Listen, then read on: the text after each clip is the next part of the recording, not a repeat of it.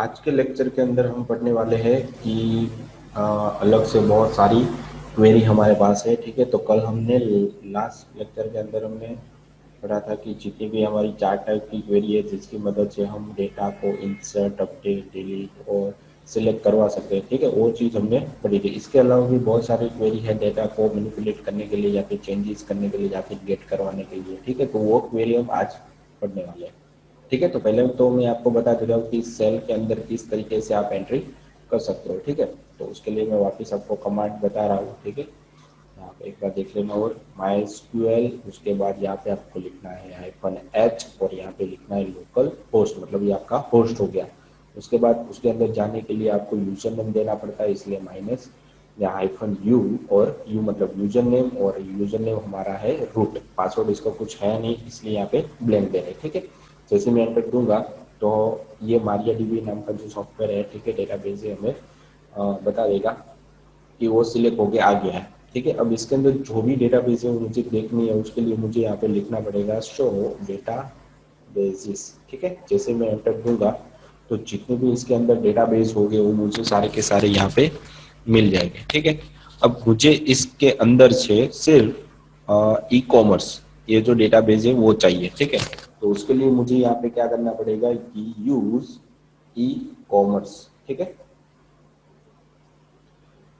अब जैसे ही मैंने यहाँ पे सिलेक्ट किया भाई ये ई कॉमर्स नाम की डेटाबेस मेरी यूज हो रही है कि नहीं हो रही है, इसके लिए आपको यहाँ पे देखो नन लिखा है ना, और यहाँ पे क्या लिखा है ई कॉमर्स, मतलब यहाँ पे आपने किसी भी तरीके की डेटाबेस अभी सिलेक्ट नहीं की है। जैसे ही आपने यूज किया ई कॉमर्स नाम का डेटाबेस, तो वैसे ही उसका नाम MariaDB के अंदर यहाँ पे सिलेक्ट होके आ गया। अब आप किस डेटाबेस के अंदर वो आपको यहाँ से पता चलेगा, ई कॉमर्स के अंदर हो। ठीक है, तो ई कॉमर्स के अंदर कितनी टेबल है वो देखनी है आपको, तो यहाँ पे लिखना पड़ेगा शो टेबल्स। ठीक है, तो यहाँ पे आपके पास दो टेबल है, प्रोडक्ट और यूजर। तो प्रोडक्ट के अंदर की जो भी फील्ड है वो देखनी है, तो इसके लिए आपको यहाँ पे लिखना पड़ेगा डिस्क्राइब प्रोडक्ट। ठीक है, तो इस तरीके से आप जैसे लास्ट में सेमीकोलन दोगे तो जैसे एंटर आपको एंटर दोगे तो उसके अंदर जितनी भी फील्ड होगी वो आपको यहाँ पे दिखाई देगी। ठीक है, तो यहाँ पे 5 फील्ड आपको दिखाई दे रही है, आईडी, नेम, डिस्क्रिप्शन, प्राइस और सेल प्राइस। ठीक है, अब इसके अंदर कौन सा रिकॉर्ड पड़ा है वो मुझे देखने के लिए यहाँ पे लिखना पड़ेगा सिलेक्ट की query, select star from product. ठीक है, जैसे ही सेमीकोलन करके एंटर दूंगा तो जितना रिकॉर्ड उसके अंदर पड़ा होगा वो मुझे सारा का सारा यहाँ पे दिखाई देगा एक टेबल के फॉर्म में। ठीक है, अब हमारे पास जैसे कि मैंने आपको बताया कि इंसर्ट की क्वेरी की मदद से डेटा इसके अंदर ऐड होता है, अपडेट की क्वेरी की मदद से किसी भी तरीके की डेटा को, जो भी हमारा टेबल है उसके अंदर जो भी डेटा है उसको चेंज कर सकते हैं, डिलीट की मदद से डेटा डिलीट हो सकता है। ठीक है, आप सिलेक्ट भी करवा सकते हो। तो ये सारी क्या होगी कि 4 तरीके की टेबल क्वेरी की मदद से आप टेबल के अंदर कुछ भी चेंज कर सकते हो। अब इसके अलावा भी हमारे पास बहुत सारी क्वेरी है, जैसे कि मेरे पास अगर बहुत सारा रिकॉर्ड पड़ा होगा तो उसको मुझे पहले एक असेंडिंग या डिसेंडिंग ऑर्डर में रीसेट करना पड़ेगा। तो उसके लिए उन लोगों ने हमें एक ऑर्डर बाय नाम का एक कीवर्ड दे दिया है, जिसकी मदद से मैं क्या कर सकता हूँ, हमारे टेबल को एक सही तरीके से लेआउट में रख सकता हूँ, मतलब सही ऑर्डर में मैं रख सकता हूँ। ठीक है, तो यहाँ पे देखो ऑर्डर आपका होना चाहिए किसी भी कॉलम की नाम के बेस पे। यहाँ पे देखो प्रोडक्ट आईडी के बेस पे ऑटोमेटिकली 3, 4, 5 आ रहा है, मतलब आपको क्या दे रहा है, असेंडिंग ऑर्डर में वो डेटा दे रहा है। अब मुझे इसका उल्टा करना है, मतलब लास्ट में जो रिकॉर्ड ऐड हुआ है वो मुझे पहले मिलना चाहिए। ठीक है, तो किसके बेस पे आपको उल्टा करना है, तो प्रोडक्ट आईडी के बेस पे। ठीक है, तो यहाँ पे आपको उसके लिए क्वेरी दी गई है सिलेक्ट स्टार, स्टार मतलब सारा रिकॉर्ड आपको चाहिए, फिर यहाँ पे फ्रॉम टेबल का नाम प्रोडक्ट, फिर यहाँ पे आपको लिखना है ऑर्डर बाय। ठीक है, दोनों अलग अलग लिखना है, साथ में नहीं लिखना, ऑर्डर स्पेस बाय। उसके बाद जो भी फील्ड जिस फील्ड के हिसाब से आपको उसको असेंडिंग या डिसेंडिंग करना है उस फील्ड का नाम है यहाँ पे आपको रखना है। तो यहाँ पे मुझे प्रोडक्ट आईडी के बेस पे उसे उल्टा करना है, तो मुझे यहाँ पे लिखना पड़ेगा प्रोडक्ट, ठीक है, प्रोडक्ट आईडी, और यहाँ पे आपको लिखना पड़ेगा DESC मतलब डिसेंडिंग। पूरा वर्ड आपको यहाँ पे नहीं लिखना, सिर्फ आपको क्या लिखना है यहाँ पे DESC। जैसे आप एंटर दोगे तो देखो डेटा आपको सिलेक्ट करके दे तो रहा है, पर प्रोडक्ट आईडी के बेस पे क्या हो रहा है, पूरा उल्टा रहेगा, मतलब लास्ट में जो रिकॉर्ड इंसर्ट हुआ है वो रिकॉर्ड आपको पहले दे रहा है। ठीक है, यहाँ पे लास्ट में था तो यहाँ पे आपको क्या मिल जाएगा, वो फर्स्ट में मिल जाएगा, ठीक है। उसके बाद आपको जो सेकंड रिकॉर्ड था वो तो वहीं पे रहने वाला है, ठीक है। और फर्स्ट रिकॉर्ड था वो क्या बन जाता है यहाँ पे, लास्ट रिकॉर्ड बन जाता है, ठीक है। तो आपको अपने हिसाब से करना है, मतलब प्रोडक्ट आईडी के बेस पे करना है, वैसे जरूरी नहीं है। आप product name, product description, product price या प्रोडक्ट सेल प्राइस, तो इस सब के हिसाब से आप अपने असेंडिंग डिसेंडिंग ऑर्डर बना सकते हो। तो मैंने अभी इसको डिसेंडिंग ऑर्डर में बनाया, तो उसके लिए यहाँ पे क्वेरी मैंने क्या लिखी कि भाई प्रोडक्ट के बाद से यहाँ पे ऑर्डर बाय, और यहाँ पे जिस फील्ड के हिसाब से मुझे उल्टा करना है, ठीक है, उस फील्ड का नाम, और यहाँ पे DESC, डिसेंडिंग करोगे तब यहाँ पे आपको लिखना है DESC, और असेंडिंग करोगे तब आपको यहाँ पे लिखना है ASC, ठीक है। तीन ही वर्ड लिखने हैं, तीन ही कैरेक्टर लिखने हैं, और डिसेंडिंग करोगे तब 4 कैरेक्टर लिखने। जैसे आप एंटर दोगे तो जैसा डेटा था वैसा आपको यहाँ पे मिल जाएगा, ठीक है। तो ये ऑर्डर बाय की क्वेरी थी। अब ऑर्डर बाय के बाद यहाँ पे आप प्रोडक्ट आईडी, ऐसा नहीं है कि प्रोडक्ट आईडी के नेम नंबर के आधार पर आप असेंडिंग डिसेंडिंग करते हो, आप नेम के आधार पर भी बेस पे भी उसको डिसेंडिंग असेंडिंग कर सकते हो। तो मैं आपको यहाँ पे दिखाता हूँ।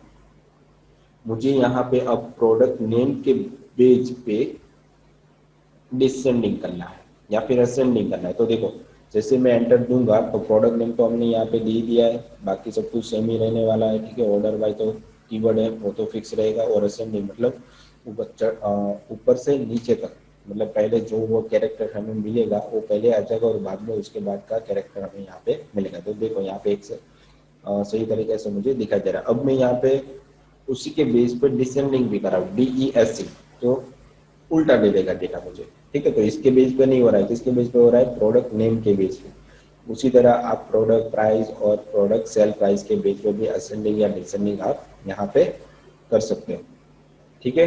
तो ये ऑर्डर बाय की क्वेरी थी, ठीक है, ये आपको पता चल गया। अब उसके बाद हमारे पास अलाइस था। अलाइस का मतलब क्या होता है कि अल्टरनेटिव नेम्स, ठीक है। जब भी हम डेटा सिलेक्ट करते हैं तो मुझे जो भी कॉलम यहाँ पे मिले है ना प्रोडक्ट डिस्क्रिप्शन, उसका नाम मुझे बदलना है कि नहीं बदलना है, ठीक है। टेम्पररी बदलने के लिए उसे अल्टरनेटिव मतलब एलाइसिस यूज किया जाता है। मतलब पता नहीं चलेगा कि एक्चुअल डेटाबेस के अंदर कौन सी फील्ड है, कौन सी कॉलम का नाम है वो, ठीक है। तो उसको चेंज करने के लिए यहाँ पे एक एलाइसिस का यूज किया जाता है।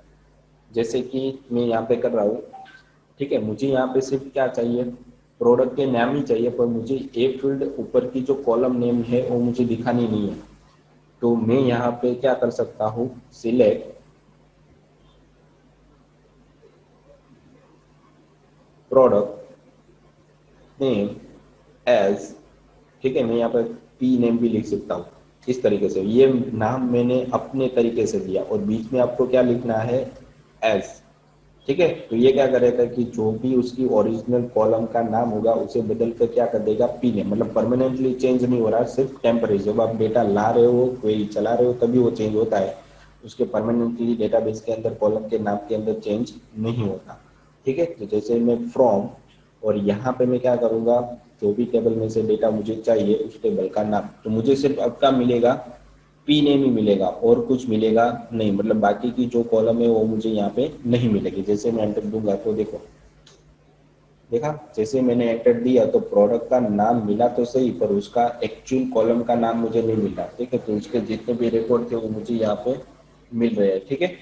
तो ये हमारे सारे के सारे रिकॉर्ड हो गए, यहाँ पे जितने भी रिकॉर्ड थे वो मुझे मिल रहे हैं, पर उसकी कॉलम का नाम यहाँ पे डिफरेंट हो रहा है, ठीक है।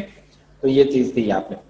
तो एलआईसी का यूज आप जब भी कॉलम का नाम चेंज करना चाह रहे हो तब आप उसका यूज कर सकते हो, तब उसको यूज आप कर सकते हो, ठीक है। तो एज बीच में क्या लिखना है आपको, एज, ठीक है। उसके बाद हमारे पास था कि काउंट, मतलब मुझे गिनने हैं कि उसके अंदर कितने रिकॉर्ड पड़े हुए हैं, ठीक है। मेरे टेबल के अंदर कितने रिकॉर्ड पड़े हुए हैं वो मुझे चाहिए। तो उसके लिए मुझे यहाँ पे क्या लिखना पड़ेगा कि सिलेक्ट, ठीक है। यहाँ पे लिखना है मुझे काउंट, और काउंट के अंदर ब्रैकेट में मुझे यहाँ पे लिखना है प्रोडक्ट आईडी।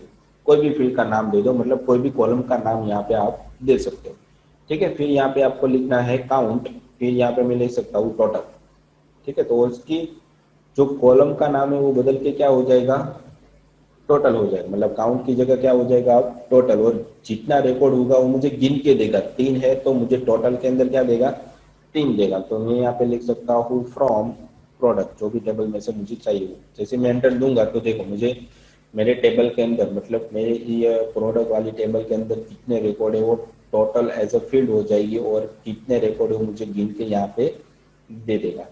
ठीक है, तो काउंट का यूज किस लिए हो जाता है, होता है कि जितने रिकॉर्ड आपके टेबल के अंदर है उसे गिनने के लिए काउंट का यूज किया जाता है। ठीक है, उसके बाद हमारे पास है कि सम, मतलब मेरे पास जो भी ऑर्डर आया है, मतलब जो भी प्रोडक्ट है, प्रोडक्ट प्राइस है, उन सबको मुझे सम करवाना है एक साथ में। मुझे यहाँ पे बहुत सारी अगर मेरे पास प्रोडक्ट रहेगी तो मुझे सम करने में बहुत दिक्कत हो जाएगी। ठीक है, तो उसके लिए भी इन लोगों ने क्वेरी दे दी है। क्वेरी किस तरीके से आएगी, तो सिलेक्ट सम, कौन सी फील्ड में आपको सम करवाना है, तो प्रोडक्ट प्राइस, तो उस कॉलम का नाम यहाँ पे ब्रैकेट के अंदर लिखना है। ठीक है, फिर यहाँ पे लिखना है कि एज, कुछ भी देखो नहीं दोगे तो एज इट इज जो यहाँ पे आपने लिखा है वही नाम यहाँ पे प्रिंट होके आ जाएगा। ठीक है, तो मैं यहाँ पे एज दे देता हूँ सम फ्रॉम, जो भी टेबल में से आपको चाहिए उस टेबल का नाम। जैसे आप एंटर दोगे तो इन तीनों का सम हो जाएगा 20, 34, 21। तीन दोनों का सम होने के बाद ये सम नाम की कॉलम हो जाएगी। ठीक है, इस कॉलम के अंदर आपको क्या मिल जाएगा, इन तीनों का एडिशन। ठीक है, देखो इस तरीके से पता चला। तो इस तरीके से आप यहाँ पे सम करवा सकते हो। ठीक है, तो यहाँ पे सम नाम की जो भी कीवर्ड था उसका भी आपको यूज करना हो, कैसे यूज करते हो वो भी पता चल गया। उसके बाद एवरेज है, क्या है यहाँ, उसके बाद एवरेज है। ठीक है, तो एवरेज का किस तरीके से यूज कर सकते हो वो भी मैं यहाँ पे आपको बता रहा हूँ। जैसे काउंट ने काउंट का किया, जैसे सम का किया, वैसे ही हम यहाँ पे एवरेज का भी कर सकते हैं। तो सिलेक्ट, तो एवरेज कहाँ से मिलेगा आपको, ठीक है, जो भी आपका नंबर होगा उसी के अंदर से मिलेगा ना। Product price, product sale price और प्रोडक्ट आईडी, इन तीनों के बीच में मिल सकता है। पर ये जो नाम है स्ट्रिंग के फॉर्मेट में जो भी डेटा है वहां पे आपको किसी भी तरीके की एवरेज नहीं मिल सकती, वैसे ही सम और काउंट के अंदर भी। ठीक है, तो यहाँ पे मुझे लिखना है प्रोडक्ट प्राइस, मतलब सेलिंग प्राइस है वो, उसकी एवरेज क्या बैठ रही है। ठीक है, तो यहाँ पे मैं लिख सकता हूँ एज एवरेज, यहाँ पे मैं अपनी तरीके से कुछ भी नाम दे सकता हूँ। फिर फ्रॉम, टेबल का नाम। जैसे एंटर दूंगा तो देखो एवरेज हमें क्या मिल रही है कि 25,000 की एवरेज मिल रही है। तीनों प्रोडक्ट का सम होने के बाद उसको डिवाइड करना, तो ये ऑटोमेटिकली कैलकुलेट अपने आप ही कर लेता है एवरेज कीवर्ड। ठीक है, तो इस तरीके से आपको प्रोडक्ट के अंदर जो भी डेटा है उसकी एवरेज भी आपको यहाँ पे मिल रही है। ठीक है, तो हमने यहाँ पे क्या देखा, एक तो ऑर्डर बाय देखा, एनालिसिस देखा एज, फिर काउंट, फिर सम, फिर एवरेज। ठीक है, उसके बाद मुझे डिस्टिंग, ये डिस्टिंग का मतलब क्या हो जाता है कि मुझे सिंगल रिकॉर्ड चाहिए। अगर मेरे पास अगर डुप्लीकेट रिकॉर्ड पड़े हो गए तो डुप्लीकेट रिकॉर्ड मुझे सिर्फ कितनी प्रोडक्ट मेरे पास है, मतलब डुप्लीकेट रिकॉर्ड मुझे नहीं चाहिए। मेरे पास अगर यहाँ पे एमआई है और एलईडी 2 बार है, ठीक है, तो प्रोडक्ट नेम के बेस पे मुझे कितनी प्रोडक्ट में बेच रहा हूँ एक्चुअली, कितनी बार बेच रहा हूँ नहीं, कितनी प्रोडक्ट में बेच रहा हूँ टोटल, तो वो मुझे यहाँ पे पता होना चाहिए। उसके लिए हम यहाँ पे यूज करते हैं सिलेक्ट डिस्टिंग। ठीक है, डिस्टिंग का स्पेलिंग सही होना चाहिए, और यहाँ पे लिखना पड़ेगा आपको प्रोडक्ट नेम। ठीक है, और यहाँ पे आपको देना है फ्रॉम, टेबल का नाम। जैसे आप एंटर दोगे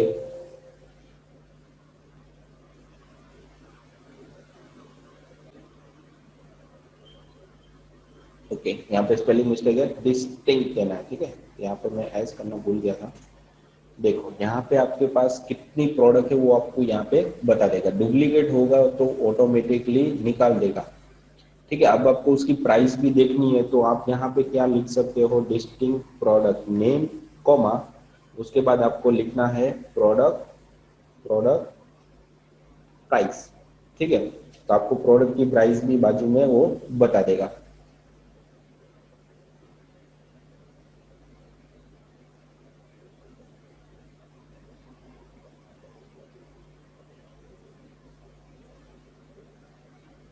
ठीक है, यहाँ पे देखो प्रोडक्ट नेम, प्रोडक्ट प्राइस, तो प्रोडक्ट प्राइस के अंदर भी आपके पास जो भी डिस्टिंक्ट रिकॉर्ड होंगे वो चाहिए, तो डिस्टिंक्ट कोई एक फील्ड के साथ ही पर्टिकुलर वर्क होता है। एक के साथ दो आपको फील्ड चाहिए तो वो आपको नहीं मिलेगा, क्योंकि इसके अंदर भी वो चेक करता है कि जो भी आपकी फील्ड है वो डिस्टिंक्ट होनी चाहिए, तो इसके अंदर तो डिस्टिंक्ट नहीं है। ठीक है, तो दोनों में से किसी एक की प्राइस अगर डिस्टिंक्ट मिल रही है तो ही वो रिकॉर्ड देगा, वरना देगा नहीं। ठीक है, तो ये चीज होती है इसके अंदर। डिस्टिंग में ऑलवेज आपको याद रखना है कि ऑलवेज एक फील्ड के साथ ही वो यूज होती है, दो या तीन फील्ड के साथ एक साथ कभी भी यूज नहीं होगी। तो डिस्टिंग का मतलब क्या हो गया कि वो आपको सिंगल रिकॉर्ड देगा, मतलब डुप्लीकेट रिकॉर्ड आपका जो भी होगा उसको वो डिलीट कर देगा।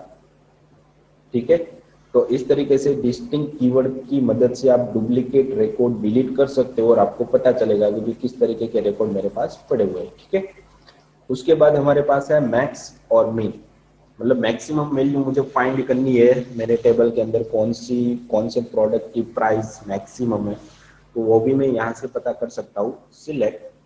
ठीक है, फिर मुझे यहाँ पे लिखना है मैक्स, उसके बाद यहाँ पे लिखना है कि प्रोडक्ट प्राइस, क्योंकि प्रोडक्ट के अंदर ही आपकी प्राइस सारी लिखी हुई है। ठीक है, प्रोडक्ट प्राइस और फ्रॉम करके यहाँ पे आपको लिखना है टेबल का नाम। जैसे आप एंटर दोगे तो जिसकी भी प्रोडक्ट की प्राइस मैक्सिमम होगी वो यहाँ पे आपको दिखाएगी। 34,000 पे किसकी है वो जानना है, तो आपको यहाँ पे क्या लिखना पड़ेगा, कॉमा करने के बाद प्रोडक्ट नेम, कॉमा करने के बाद दूसरी कॉलम का नाम। तो एलईडी जो आपकी प्रोडक्ट है उसकी मैक्सिमम प्राइस है 34,000।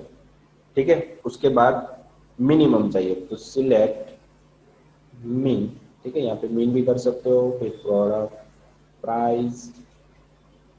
ठीक है, और यहाँ पे प्रोडक्ट की नेम, प्रोडक्ट का नाम भी आपको चाहिए, तो यहाँ पे आप लिख सकते हो प्रोडक्ट। जैसे एंटर दोगे तो यहाँ पे आपको सबसे कम प्राइस किसकी है, वो भी एलईडी है। मतलब आपके पास दो प्रोडक्ट है, एक एलईडी है जो 34,000 की है और दूसरी प्रोडक्ट है एलईडी है वो 20,000 की है। तो यहाँ पे कंफ्यूज हो रहा है, बार बार मुझे एक ही रिकॉर्ड दे रहा है, एक से ज्यादा नहीं दे रहा है।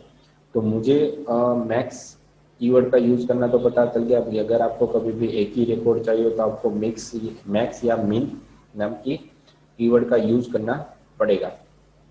ठीक है, और उसके अलावा आपको क्या चाहिए कि आपको ये चाहिए कि भाई इसके अंदर मेरे पास प्रोडक्ट प्राइस है तो उसमें अंदर 21,000 से 20,000 से ज्यादा कितनी प्रोडक्ट है, मतलब ऐसी कौन सी प्रोडक्ट है, ठीक है, जिसकी प्राइस 20,000 से ज्यादा है, तो वो सारा रिकॉर्ड मुझे मिलना चाहिए। उसके लिए हम यहाँ पे यूज करेंगे वेर टैग का।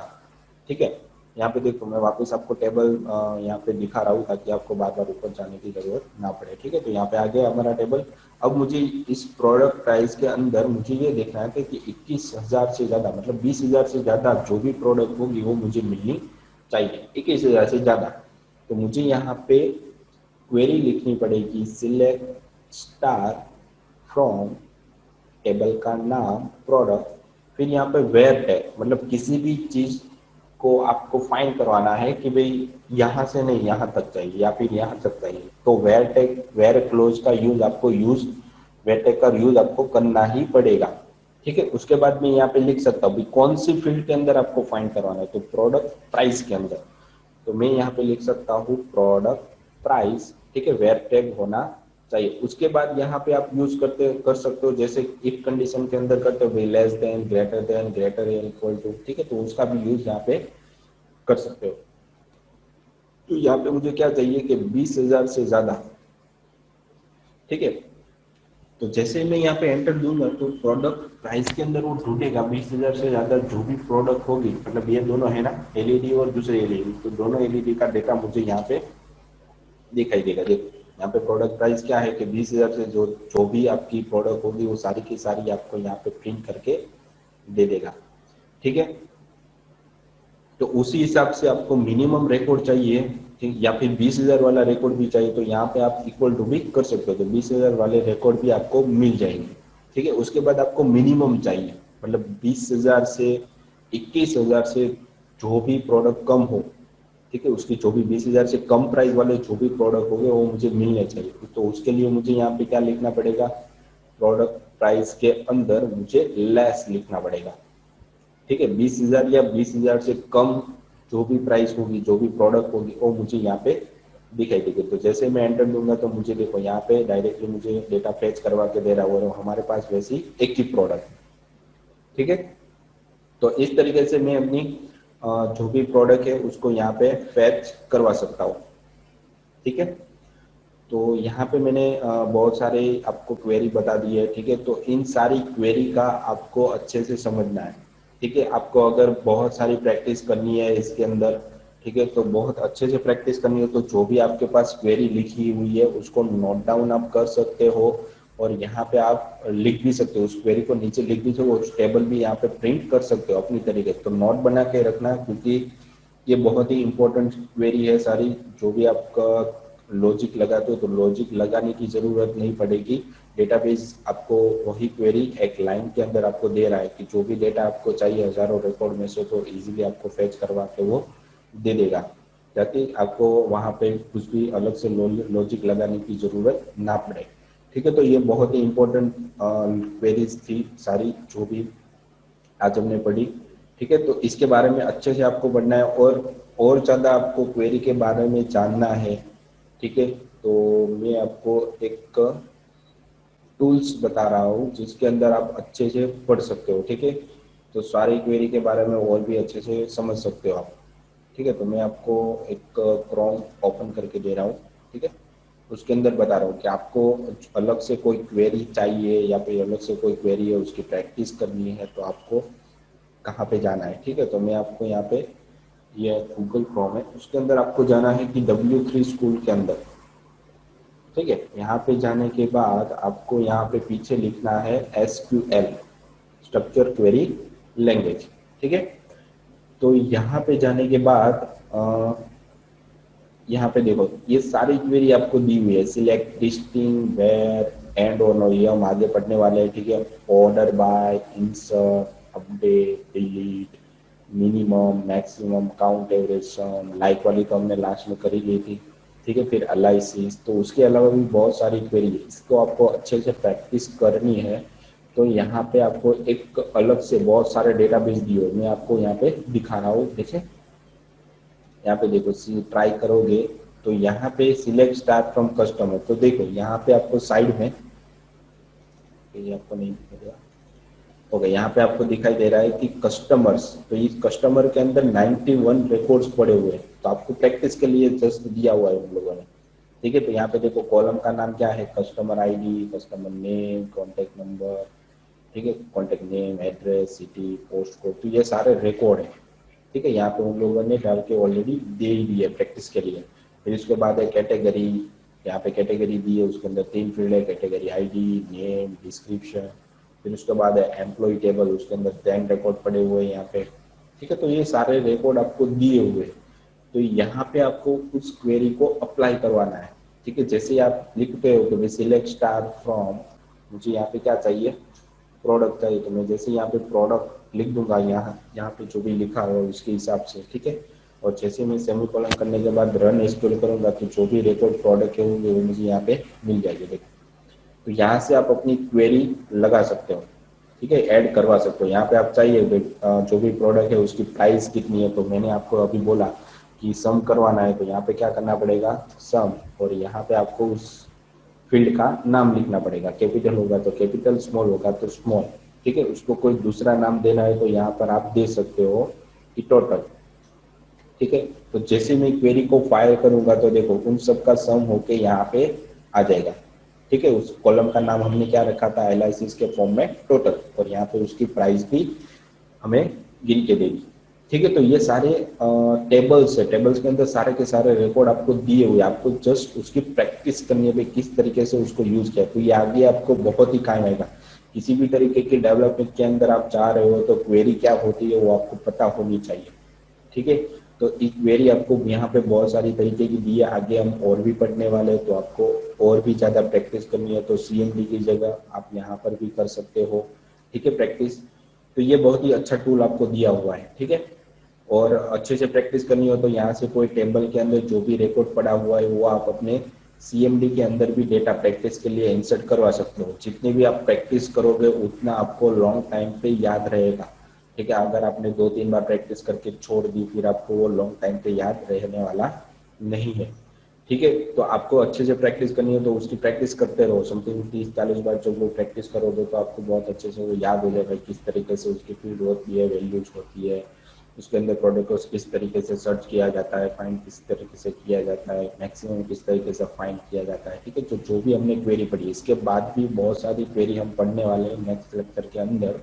ठीक है, तो ये आप पढ़ोगे तो आपको एक रूटीन बन जाएगा, आपका एक प्रैक्टिस हो जाएगी भाई, इस तरीके से ही डेटा को किसी भी क्वेरी के अंदर कोई भी क्वेरी लगानी हो तो इस तरीके से मुझे लगानी होती है। ठीक है, तो ये प्रैक्टिस का फॉर्म है, जितनी प्रैक्टिस करोगे उतनी कम है इसके अंदर।